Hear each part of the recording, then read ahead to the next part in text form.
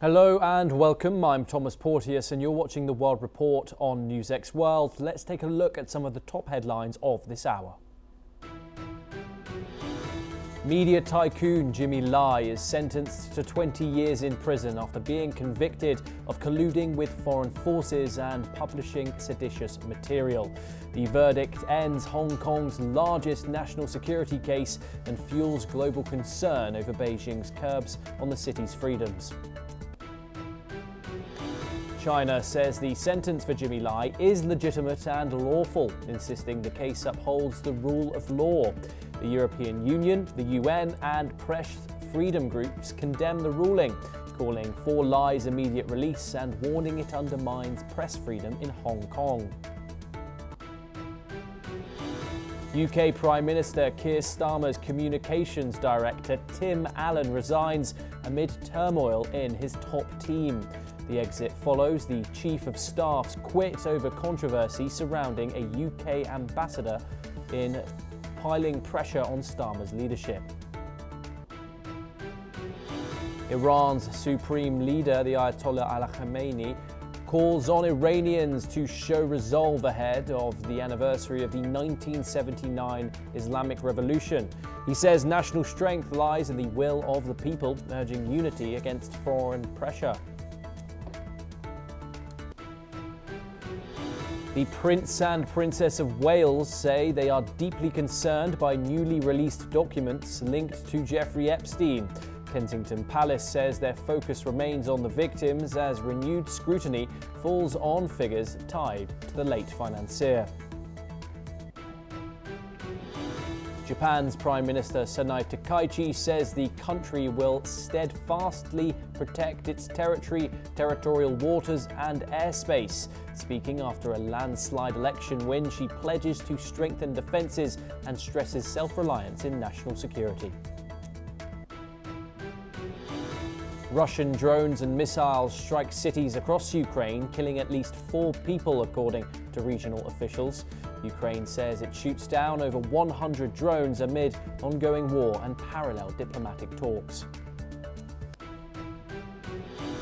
Human Rights Watch says an apparent Nigerian military drone strike kills at least 17 civilians in western Niger. The group says at least 13 others are injured when the strike hits a crowded market near the Burkina Faso border.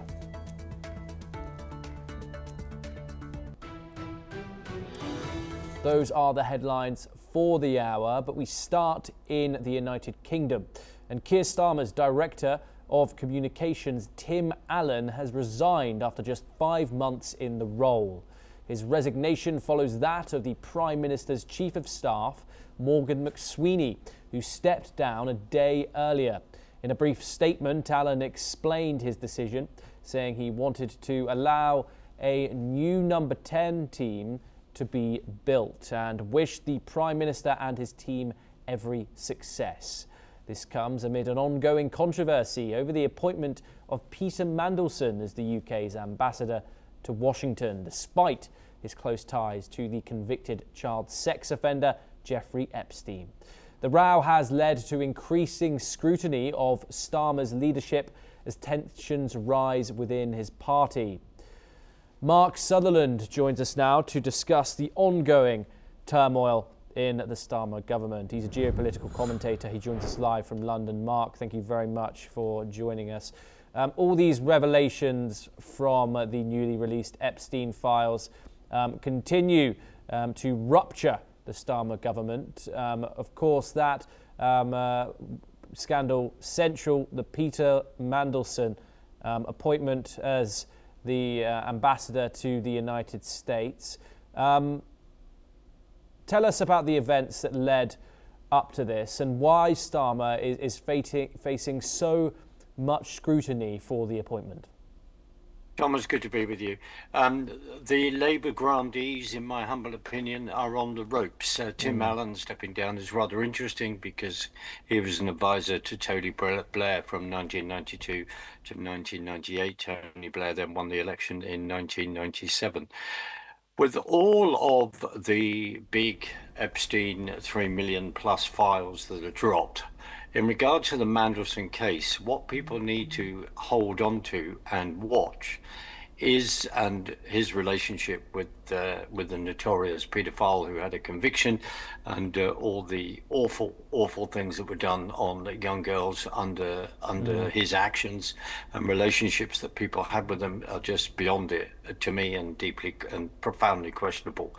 But Mandelson, the reason why he is in the frame, and people need to remember this, is that he was having access to cabinet information in regard to Gordon Brown's premiership, and was then, the accusation is in the files, he was then feeding information to Jeffrey Epstein in regard to the banking crisis 2009, 10, and then giving pre-warning. That's the accusation, over the fact that there was about to be a big bailout of banks, and that Gordon Brown was paraphrasing, I have to save the world. I've saved the world in regard to the financial crisis. That's what we have to hold on to here. And of course, Mandelson, and he also within family, previous generations, all their involvement in politics. But Mandelson was then responsible for Neil Kinnock's campaign when he was running to be Prime Minister against John Major in 1992. And he then oversaw the logo of Labour turning to the red rose. Why am I saying that? He has been behind the scenes as an advisor for many, many years. And previously, and this is the other thing that's profoundly important, Thomas, is that under two Blair administrations, he had to exit and resign twice. Once for taking a £375,000 loan for a mortgage on a house in Notting Hill Gate in West London, which he didn't declare, had to declare that. Then in the second time, he was then kicked out because he was trying to get passports for two Indian businessmen. That is why, that is all this background. And then, because he then is then been, he was then given the job of US ambassador from the UK. It was the fact that people have turned around and said, well, why have people made that choice when even people were advising this is not good, look in his background. So Thomas, that's the background to it. But the key thing is information he was then passing on that would have meant that people would have, Epstein could have made deals, whatever, on the mining market, or defended himself. Thomas. Mark, do stay with us as we turn to the United Kingdom once again, of course, further on this. And newspaper headlines are dominated by the increasing pressure on Britain's Prime Minister, Keir Starmer's leadership in the UK. Starmer's Chief of Staff, Morgan McSweeney, has also stepped down and claimed that he took responsibility for advising Starmer to name Peter Mandelson as ambassador to the US, despite his known links to Jeffrey Epstein. This comes after new files revealed the depth of the Labour veteran's relationship with the late sex offender, as Starmer is facing what is widely seen as the gravest crisis of his 18 months in power over his decision to send Mandelson to Washington in 2024. Mark, you're obviously in the UK. We both know how much Starmer and the pressure that he's under, even before this scandal. Could this be his breaking point? Well, for many of us, we'd turn around and say there'll be many people that say we hope so. The other thing is whether people want even more gaslighting, where they see him hanging on. I think the key thing is we remember under Boris Johnson, Partygate, and all this is the fact that the way Labour said, well, when we come in, none of these kind of frauds, etc., will happen. We will be whiter than white, and it'll be like, as I think Andrew Marr says, the adults have come into the room to take over and teach all the children a lesson, e.g. referring to the previous administrations of the Conservative Party that were in for 14 years, and they had enough scandal at times, and did not reverse the constitutional changes that people like Tony Blair then brought in under their three administrations and beyond. So this is a huge ideological fight. But the fact is that if there is a lot of two people have left, McSweeney and Tim Allen. McSweeney is a subject that you and I could discuss for 3 hours, and it's very, very important in regard to what happens in the background. And of course, all papers are rounding, even members of Parliament, Labour members, backbenchers are rounding and screaming for him to go. The joke is Starmer has a big majority, but if you look at those constituents and how people vote in certain MPs, there may be a holding on by 300, 600 votes. There's so much analysis. And as one person said, as Rupert Lowe, MP and independent now from Reform, said, it wasn't so much a win as a landslide slip in regard to the election in 2024, Thomas. The thing is, load more information may come out, but if you're going to set yourself up and say, well, so virtuous, we're whiter than white, and then you've had to kick out people from your cabinet for a number of different reasons, at least three people come to my mind immediately, then really you need to be held to account, because you are then not projecting the image that you wish to. Thomas. Yes, Mark, do stay with us as we turn to our next story. Of course, we'll keep our viewers updated on that developing cabinet turmoil coming out of the United Kingdom as soon as we get that information. But now we turn to East Asia, and Japan's Prime Minister Sanae Takaichi has said that she will affirm with US President Donald Trump the unshakable unity of their two countries when the leaders meet next month in the United States. Trump, who visited Japan in October, said last week that Takaichi would visit the White House on March the 19th, endorsing her for the election as a strong, powerful and wise leader, and one that truly loves her country. Prime Minister Sanae Takaichi's Liberal Democratic Party secured a historic landslide victory in Sunday's lower house election, with NHK projections showing the party securing a 2/3 supermajority in the 465-seat lower house by itself. Joining us to discuss this, Mark Sutherland joins us once again, and we're also joined by Collins Chong-Yu-Keat, a foreign affairs, security and strategy analyst, joining us live from Kuala Lumpur. Collins, I want to start with you first here. What does this say about the fact that Sanae Takaichi, she's already mentioned Donald Trump so soon after she has won this landslide in the Japanese snap election. What does it say about the relationship between the two countries, and of course what's going to happen in that White House meeting on March the 19th? Well, Thomas, certainly it's a landslide victory. It's a boost of confidence for Takaichi. We've seen how this is critically important for Japan, and of course for the regional settings in East Asia. And of course, the endorsement from President Trump has been overwhelming, and this is definitely, a strong messaging. Of course, not only to China and North Korea, but also to the overall security setting of the region, especially in the Indo-Pacific. And of course, we've seen how this further reinforces the fact that the ironclad commitment between both nations, especially under the Trump administration, will continue to endure, and that this is a no-nonsense leader that we are talking here. Takaichi has been bold and assertive. She has been setting new ceilings, and of course she has the audacity to undertake of course reforms, as well as the need also to confront the truth, and the audacity also to speak the truth. And of course we've seen how this has been translated into this new testy ties with Beijing. But this is what the Japanese audience would like to hear and see, and this is akin also to the domestic audience in the US. We have seen how this approach has got these familiar settings with President Trump, and I foresee that both will continue to ensure that Tokyo-Washington ties will continue to endure, and this will further strengthen the commitment of also Washington and the Trump administration to defend the needs of the interests and the needs and interests of the region, whether it's Japan, whether it's South Korea, and also of course the Taiwan equation also will be in the picture. So I foresee that this will continue to be of a good positive sign to the region in the months ahead. Thomas. And coming back to you, Mark, just briefly, Sanae Takaichi's power is well and truly consolidated in Japan. What does it mean for the wider region in terms of China and, of course, this apparent unshakable bond with the United States? What does it mean for the Indo-Pacific?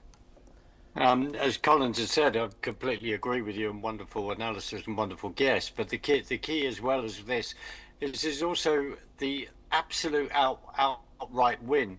Just talks about the Japanese culture where they say, look, we want the honesty, we appreciate the honesty right now. Then it also contributes in regards to populism. People want politicians and their leaders to speak the truth. The next thing is to then carry that out. And as Collins has said, the relationship with Japan, with America, within that region is very, very important, as we know, and this has the effect in regard to what's happened in Venezuela with Maduro, with the other flexing of American muscle, with this whole thing of looking at the Monroe Doctrine. That China is their number one concern. Whatever American may say, the administration, in my humble opinion, that is their number one concern. It should also be the number one concern in regard to UK, but that's another subject. If you're going to give the Chago Islands away and then suddenly disallow you to build a massive embassy in the middle of London, even if you're saying we're then putting 7 other separate buildings into one, but that's a longer discussion. But it's then that ripple effect. It's America turning around and saying, our concern is still about China, and we need all the allies that we can get, hence Japan. Thomas. Yes. Collins, I want to come back to you. We've seen a landslide victory by Takaichi. Her Liberal Democrats now have a 2/3 majority out of that 465-seat lower house in Japanese parliament. How do you expect the first few days to be under a Takaichi administration with such a majority? What laws is she going to put through Parliament? What can the Japanese people expect from her government now? I think 2 main important factors will be in play. Of course, we have seen how the urgent need to reform the Japanese economy has been under the doldrum recently, and we have to remember that, of course, Takaichi has been continuing much of the the legacies of the era of Shinzo Abe, and we will see also the newfound confidence and trust and the support system needed for the Takaichi administration to push through some reforms needed, and also some of the more sensitive topics, maybe with regards to the constitution, the need also for Japan to defend itself more forcefully now. And we have seen that before in the early part of administration. Now that we have got this newfound legitimacy and support from the public, and also of course with the almost absolute endorsement from President Trump, and the willingness of Takaichi also to up the ante in terms of also bolstering the readiness of the SDF in terms of whether from funding, whether from warfighting capacity, and also the need also to speak the truth about what the role of Taiwan will be in terms of ensuring the overall future security and safety of Japan. And this will also send a very strong narrative and messaging capacity to both, especially to Beijing and also Pyongyang, that now that Takaichi has got the utmost absolute endorsement domestically, coupled with this also support system from Washington, this whole equation has never been better, and that I foresee that there will be further talks and maybe discussions on the need for the current administration to look beyond conventional means and for the next decade ahead for Japan in terms of unlocking the true needs for Japan's security, and of course also to ensure that maybe during the post-Trump era of how Japan will be able to effectively defend itself, the need to also expand alliances, and of course the position in the Quad, as well as also relations with different partners in East Asia and Southeast Asia. So this will be among some of the core, I foresee that the factors will be involved in the next couple of months. Yeah, so much to unpack here, but unfortunately we have to move on. I want to thank our guests, Mark Sutherland and Collins Chong-Yu-Keat, on that story. We'll of course bring you all the updates coming out of Japan as soon as we get them here on NewsX World. But now we turn over to the Middle East, and ahead of the 47th anniversary of the 1979 Islamic Revolution, Iran's supreme leader, the Ayatollah Ali Khamenei, has called on the nation to demonstrate resolve in the face of external pressures. Reflecting on the history since the revolution, Khamenei stated that foreign powers have continually tried to reinstate the pre-revolutionary regime under Shah Reza Pahlavi, which was heavily influenced by the United States. He emphasized that true national strength lies not in the military might, but in the will and steadfastness of the people.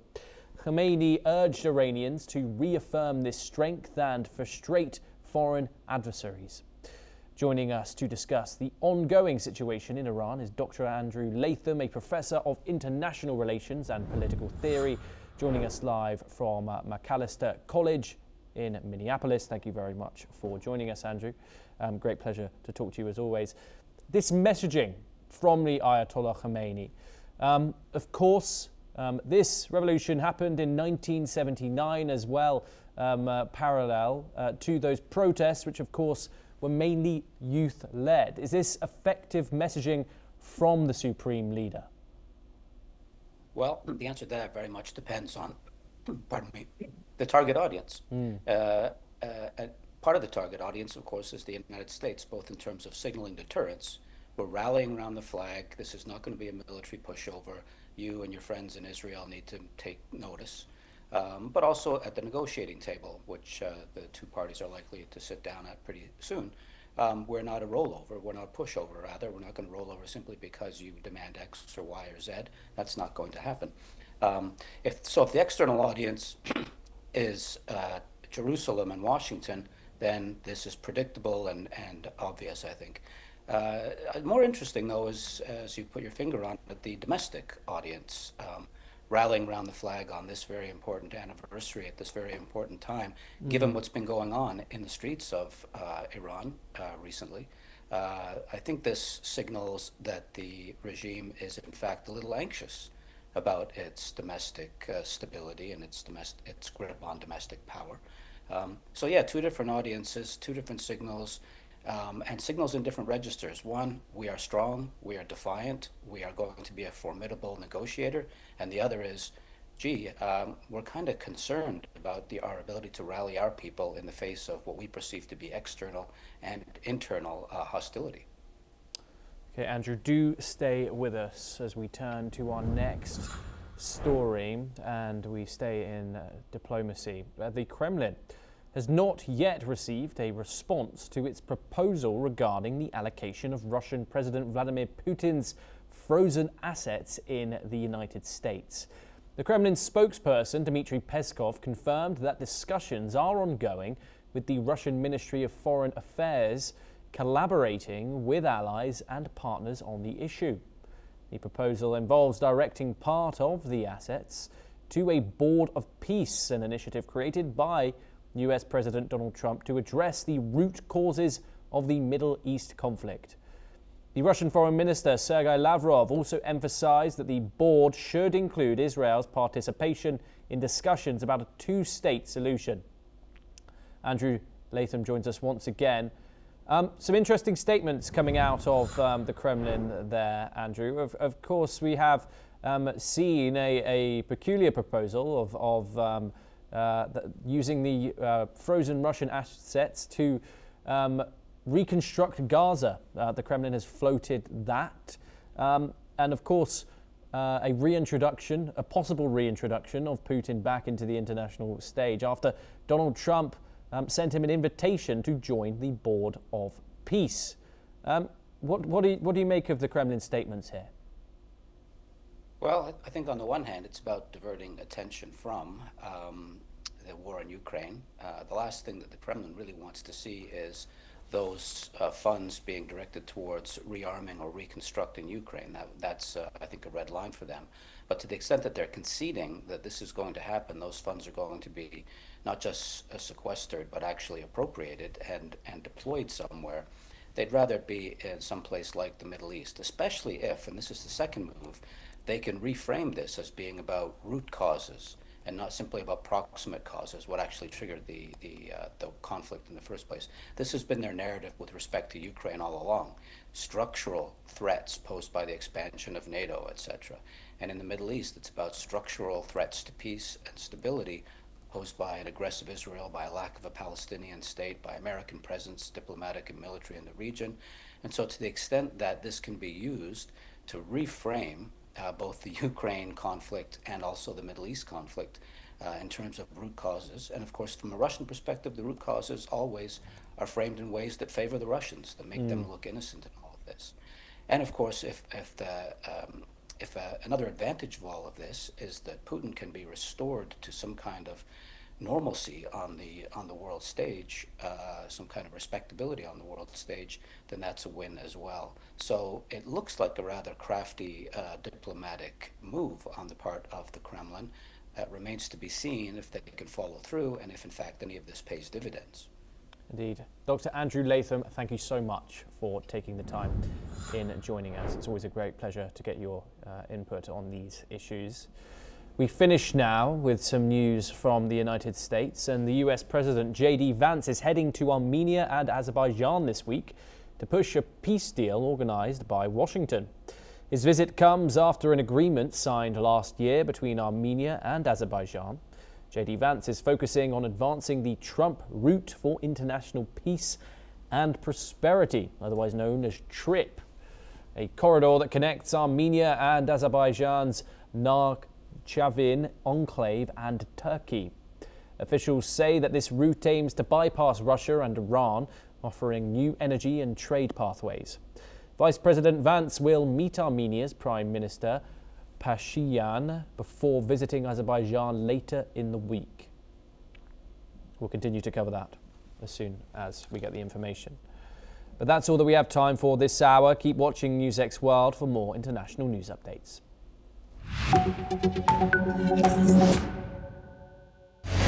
What we can do as